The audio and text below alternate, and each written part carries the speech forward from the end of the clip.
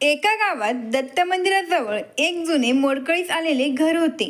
त्या घराकडे पाहून असे वाटत होते की 10-15 वर्षांपासून त्या घराची ना दुरुस्ती केली आहे, ना त्या घराला कधी पेंट केलं आहे. त्या घरात एक आजी राहत होती, जिचे या जगात कोणीच नव्हते. तिथे ती एकटीच राहत होती. शेजारी पाजारी तिला खाण्यापिण्याचे सामान देत असत. अशा प्रकारे तिचे जीवन व्यतीत होत होते. मग एके दिवशी सकाळी सकाळी त्या आजीच्या दारासमोर एक अलिशान कार येऊन थांबली आणि त्या गाडीतून एक तरुण मुलगा खाली उतरला. त्याच्या अंगावर खूप महागडे कपडे होते. तो तरुण मुलगा त्या आजीच्या घरात जातो.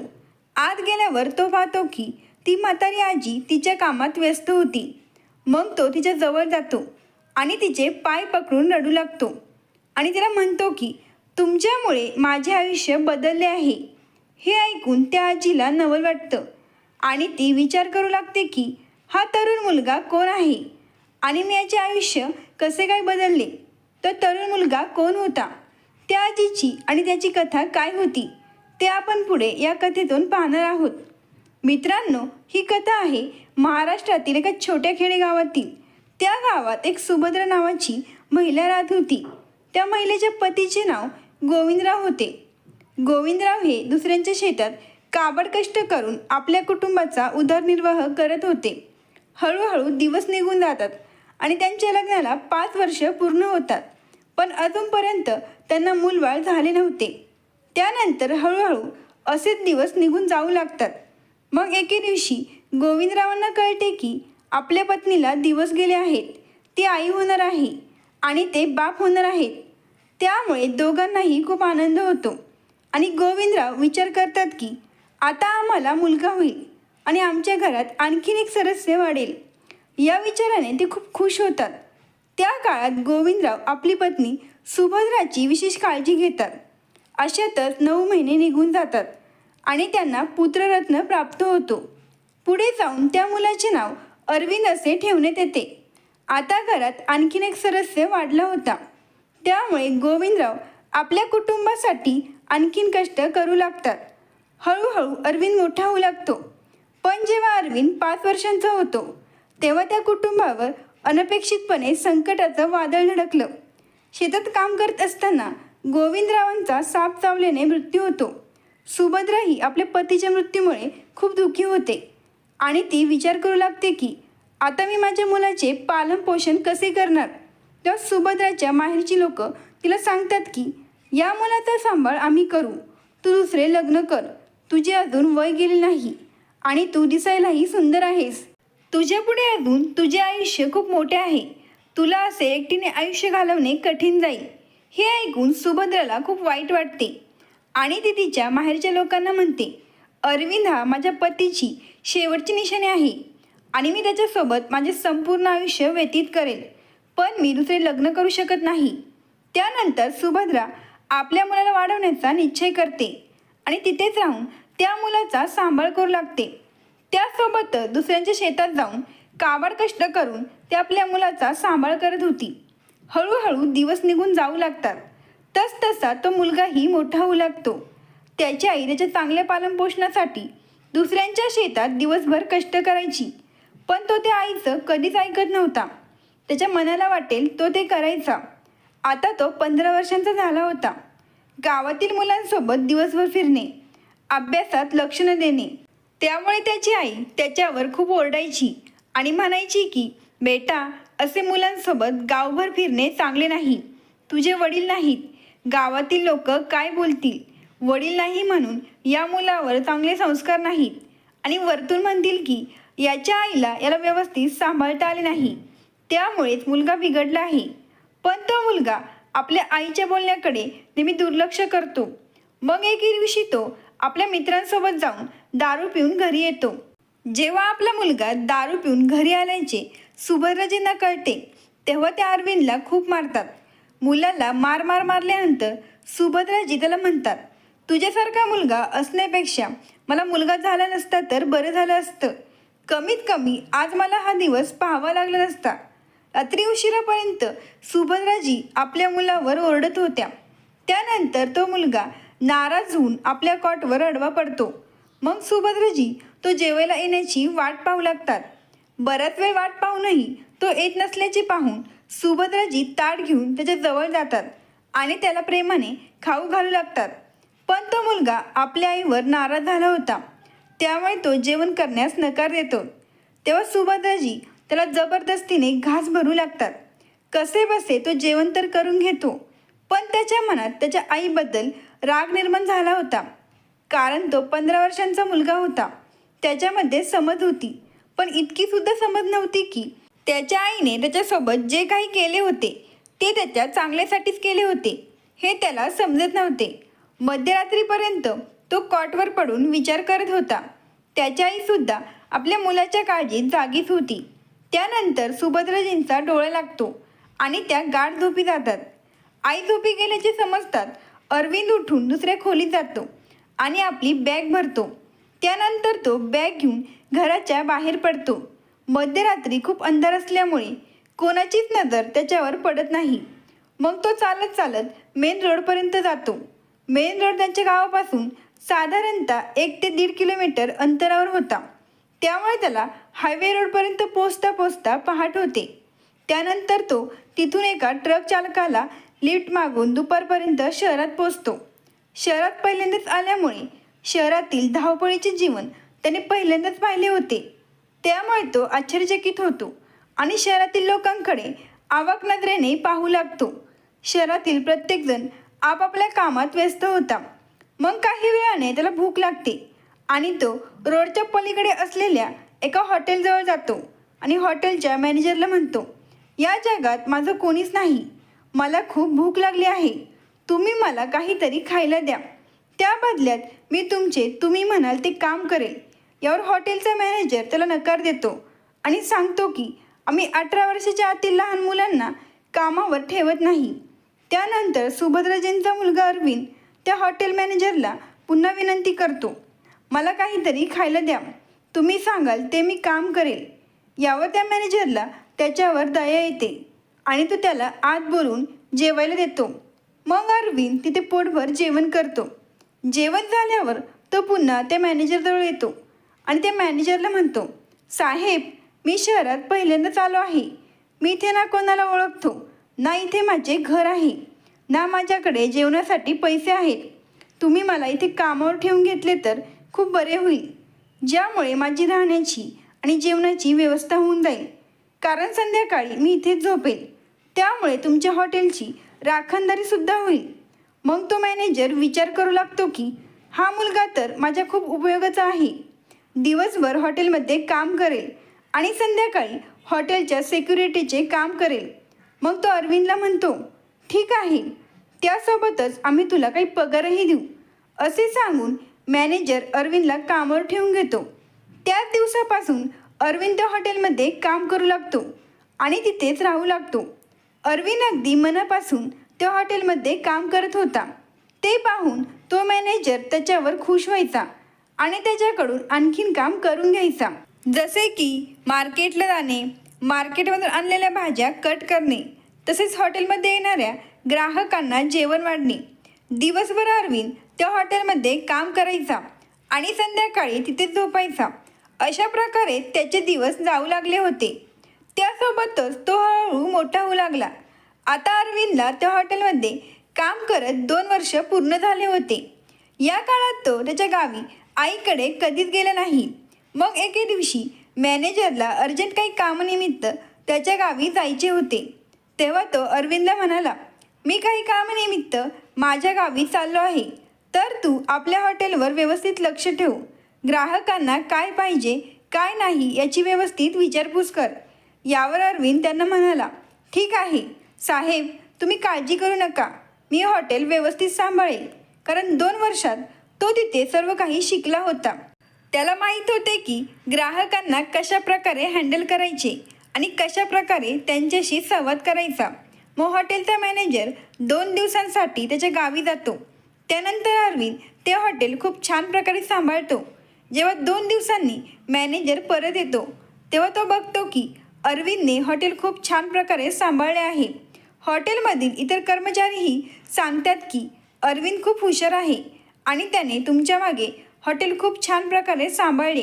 हे ऐकून मॅनेजर खूप खुश होतो आणि तो विचार करू लागतो की हे खूप चांगले झाले, आता मी केव्हाही माझ्या गावी जाऊ शकतो. त्यानंतर हॉटेलचा मॅनेजर अरविंदच्या ताब्यात हॉटेल सोपून केव्हाही गावी जायचा. अरविंद अतिशय नम्रपणे आणि इमानदारीत हॉटेल सांभाळायचा. अशातच एके दिवशी अचानक हॉटेलचे मेन मालक येतात.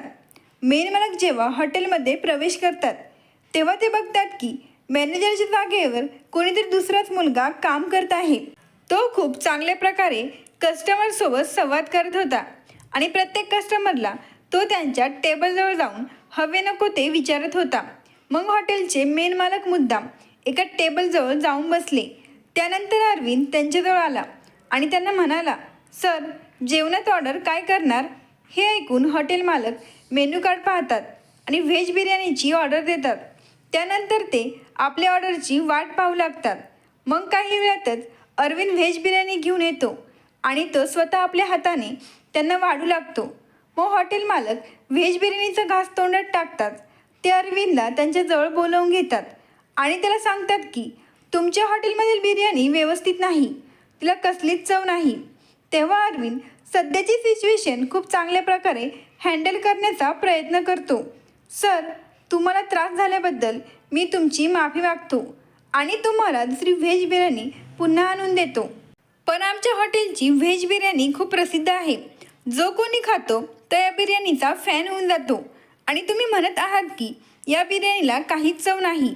काही हरकत नाही, मी तुमच्यासाठी आणखीन एक बिर्याणी ऑर्डर करतो, पण तुम्ही नाराज होऊ नका. तेव्हा तिथे हॉटेलचे काही कर्मचारी गोळा होतात. त्यातील काही जुने कर्मचारी हॉटेल मालकाला ओळखतात आणि ते मालकाला नमस्कार करतात. ते पाहून अरविंद थोडासा आश्चर्यचकित होतो. मग तो हॉटेल कर्मचाऱ्यांना साईडला घेऊन विचारतो की ही व्यक्ती कोण आहे?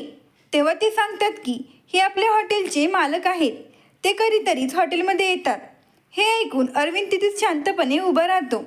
त्या हॉटेलचे मालक अरविंदकडे बघत त्याच्या पाठीवर एक थाप मारतात आणि म्हणतात, शाबास बेटा, तू जे काही केलं ते खूप चांगलं केलंस. मी तुझी परीक्षा घेत होतो.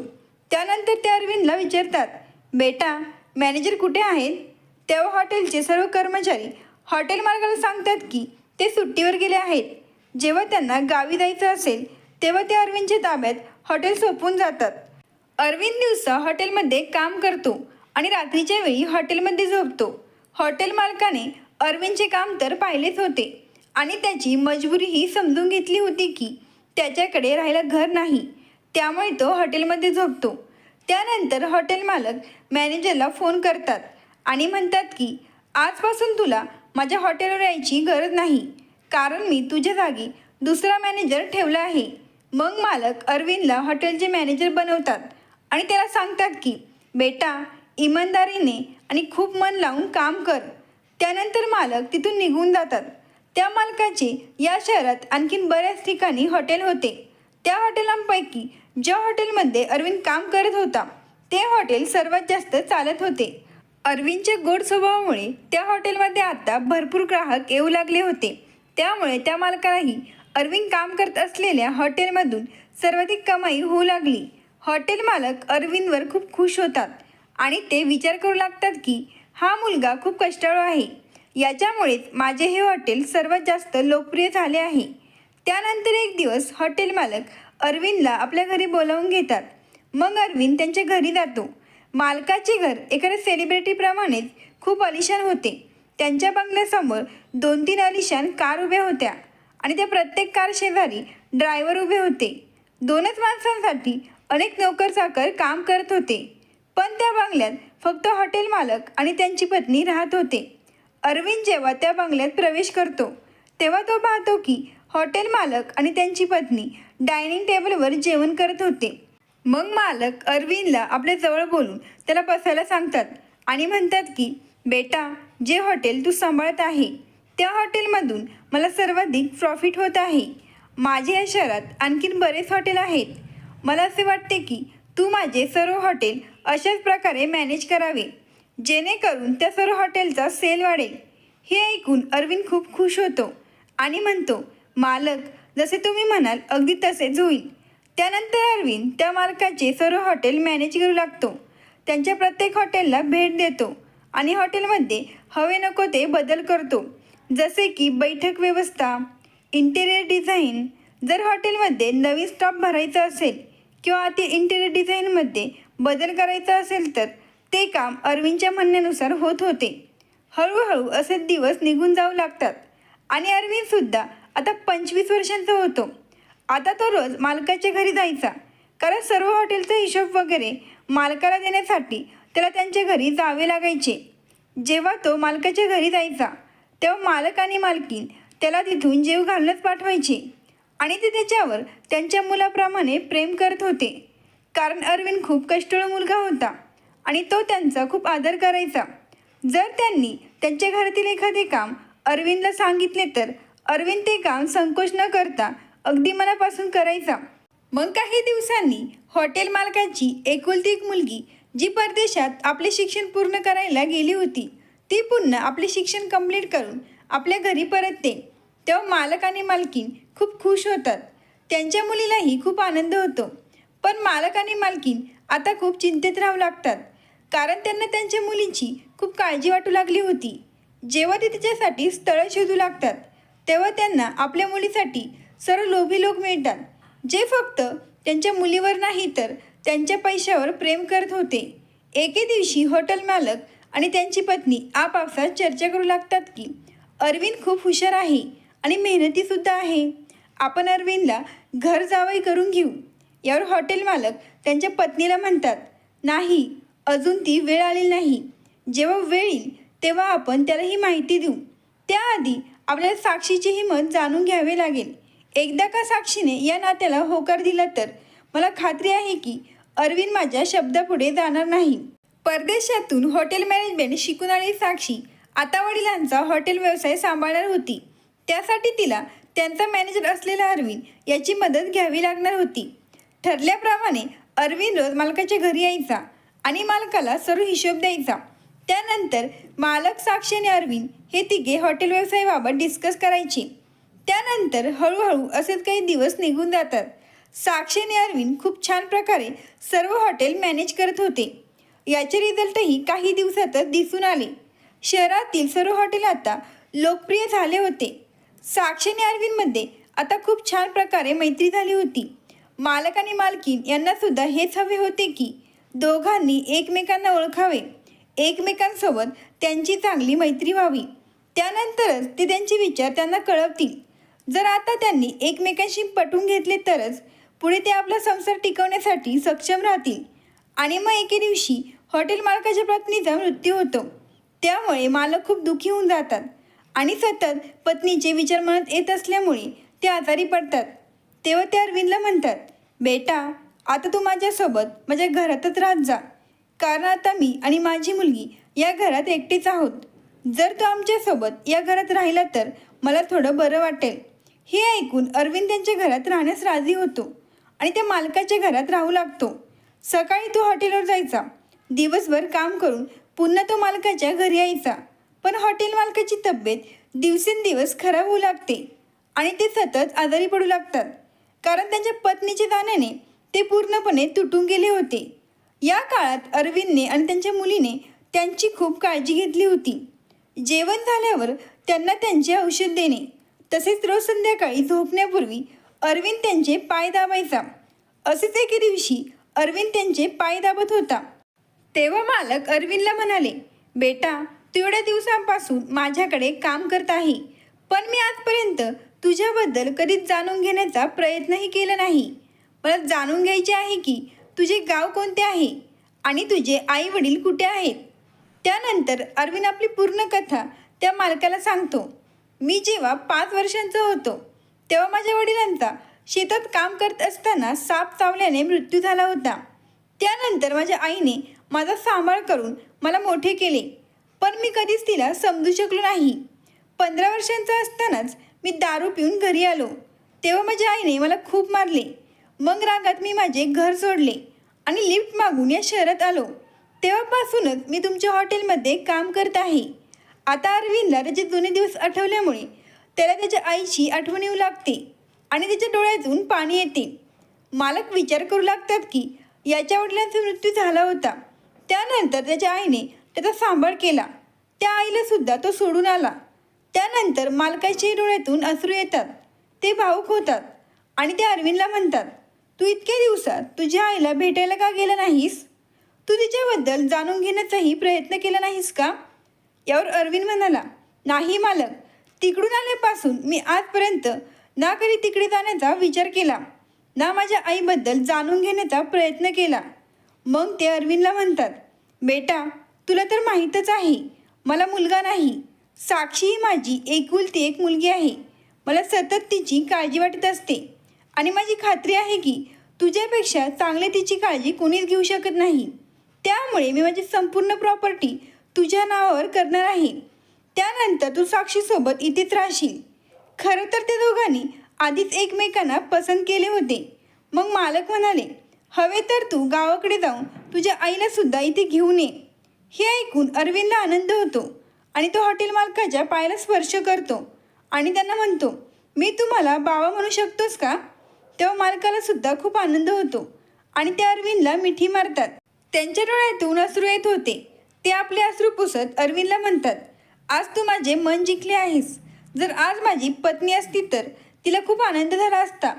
दुसऱ्या दिवशी हॉटेल मालक अरविंदला तहसील कार्यालयात घेऊन जातात आणि आपली संपूर्ण प्रॉपर्टी अरविंदच्या नावावर करतात. त्यानंतर ते घरी येतात.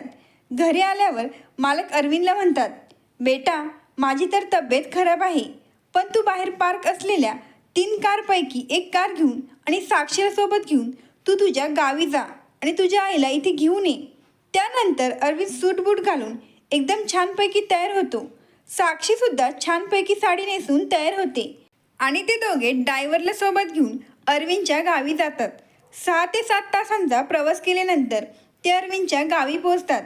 घराच्या जवळ गेल्यावर अरविंदला त्याच्या लहानपणीच्या सर्व गोष्टी आठवू लागतात आणि त्याच्या डोळ्यातून अश्रू येतात. कारण त्याच्या आईने त्याला खूप कष्टाने वाढवले होते. जेव्हा तो आणि साक्षी कारमधून त्याच्या घराजवळ येतात तेव्हा गावातील लोक विचार करू लागतात की इतक्या मोठ्या आलिशान कारमध्ये आपल्या गावात कोण आले आहे. जेव्हा तो आणि साक्षी कारमधून खाली उतरतात तेव्हा गावातील लोकांना असे वाटते की तो कोणी एखादा मोठा बिझनेसमॅन असावा किंवा एखादा बिल्डर असावा, कारण अरविंदने खूप छान कपडे घातले होते. साक्षीसुद्धा खूप सुंदर दिसत होती. त्यासोबतच ते एका आलिशान कारमधून खाली उतरले होते. त्यानंतर अरविंद आपल्या घरात प्रवेश करतो, जे आता पूर्णपणे मोडकळीस आले होते. त्या घराच्या भिंती जीर्ण झाल्या होत्या. घराची अवस्था इतकी वाईट झाली होती की कोणत्याही क्षणी त्या घराच्या भिंती कोसळतील आणि ते घर मातीच्या ढिगाऱ्यात रूपांतरित होईल असे वाटत होते. तो जेव्हा घरात प्रवेश करतो आणि त्याच्या आईला पाहतो तर त्याची आई सुभद्राजी या आपल्या कामात व्यस्त होत्या. मग तो त्याच्या आईजवळ जाऊन आईचे पाय पकडतो आणि रडत म्हणतो, जर तू मला त्या दिवशी मारले नसते तर मी आज इतका मोठा माणूस झालो नसतो. हे ऐकून सुभद्राजी आश्चर्यचकित होतात आणि त्या विचार करू लागतात की हा तरुण मुलगा कोण आहे. यांनी किती सुंदर कोट घातला आहे आणि तो माझे पाय का पकडत आहे. कारण सुभद्राजींना असे वाटत होते की त्यांच्या मुलाचा मृत्यू झाला आहे, त्यामुळे त्यांनी त्याची परत येण्याची आशा सोडून दिली होती. शेजारचे लोक त्यांना जेवायला देत असत, त्यावरच ते आपले आयुष्य जगत होत्या. कधी कधी जेव्हा लहान सहान काम मिळायचे तेव्हा ते काम करून त्यातून त्या आपला औषधांचा खर्च भागवायच्या. अशा प्रकारे त्यांचे जीवन व्यतीत होत होते. त्या म्हणतात, बेटा, तू कोण आहेस? यावर अरविंद म्हणतो, आई, मी तुझा अरविंद आहे, जो 10 वर्षांपूर्वी घर सोडून निघून गेला होता. असे म्हणत तो आपल्या आईला मिठी मारतो. हे ऐकून सुभद्राजी आश्चर्यचकित होतात, कारण जेव्हा अरविंद घर सोडून निघून गेला होता तेव्हा त्याच्या आईने त्याला शोधण्याचा खूप प्रयत्न केला. 3-4 वर्ष सुभद्राजींनी अरविंदचा अनेक ठिकाणी खूप शोध घेतला, पण अरविंदचा काहीच पत्ता लागत नसल्यामुळे त्यानंतर त्यांनी अरविंदचा शोध घेणे बंद केले. त्यांना असे वाटत होते की आपला मुलगा एखाद्या अपघाताचा बळी ठरला आहे, त्याचा मृत्यू झाला आहे आणि तो पुन्हा कधीच येऊ शकत नाही. आज जेव्हा 10 वर्षानंतर सुभद्राजी आपल्या मुलाला पाहतात तेव्हा त्या खूप भावूक होतात आणि अरविंदच्या गळ्यात पडून रडू लागतात. मग त्या रडत रडत म्हणतात की बेटा, तू हे बरोबर केलं नाहीस. 10 वर्ष मी कसे काढले तुला माहीत नाही. जेव्हा अरविंद त्या घरात गेला होता तेव्हा घराबाहेर गावातील सर्व लोक गोळा झाले होते. जेव्हा त्या लोकांना समजते की हा अरविंद आहे जो 10 वर्षांपूर्वी अचानक गायब झाला होता. तेव्हा त्या लोकांना खूप आनंद झाला आणि ते विचार करू लागतात की बरं झालं, सुभद्राजींचा मुलगा परत आला. तो त्यांच्या म्हातारपणाचा आदर आहे. त्यानंतर सुभद्राजी आपल्या डोळ्यातील अश्रू पुसत अरविंदला विचारतात, बेटा, मला सोडून तू कुठे गेला होतास आणि तू इतका मोठा माणूस कसा काय झालास? मग अरविंद त्याची संपूर्ण कहाणी गावातील लोकांना आणि त्याच्या आईला सांगतो. तेव्हा त्याच्या आईच्या डोळ्यातून अश्रू येतात आणि त्या विचार करू लागतात की माझ्या मुलाला कसे कसे दिवस पाहावे लागले. त्यानंतर अरविंद त्याच्या आईला म्हणतो की चल आई, मी तुला घ्यायला आलो आहे. मला तुझी कोणाशी तरी भेट करून द्यायची आहे. यावर त्याची आई म्हणते की बेटा, म्हातारपणात मी इथेच बरी आहे. जेव्हा तू नव्हता तेव्हा मला या गावातील लोकांनीच आधार दिला. 2 वेळेचे अन्न मला त्यांच्याकडूनच मिळत होते. त्यामुळे मला असं वाटत नाही की मी त्यांना सोडून कुठे जावे. मग अरविंद साक्षीला आत बोलावतो, जिला गावातील लहान मुलं, महिला आणि लोकांनी घेरलं होतं. ते सर्व तिच्याकडे मोठ्या कुतूहलाने बघत होते. साक्षी घरात प्रवेश करतात अरविंदच्या आईच्या पायाला स्पर्श करते. सुभद्राजी दोघांनाही आशीर्वाद देतात आणि अरविंदला म्हणतात की बेटा, माझे आता वय झाले आहे. तू सुनेसोबत शहरात राहू शकतोस. मी इथेच बरी आहे. मग अरविंद आईला हट्ट करतो की माझ्या मालकाला तुला भेटायचं आहे आणि त्यांनी मला सांगितले आहे की आईला तुझ्यासोबत शहरात घेऊन ये. त्यानंतर अरविंदची आई अरविंद आणि साक्षीसोबत शहरात जाण्यास तयार होते.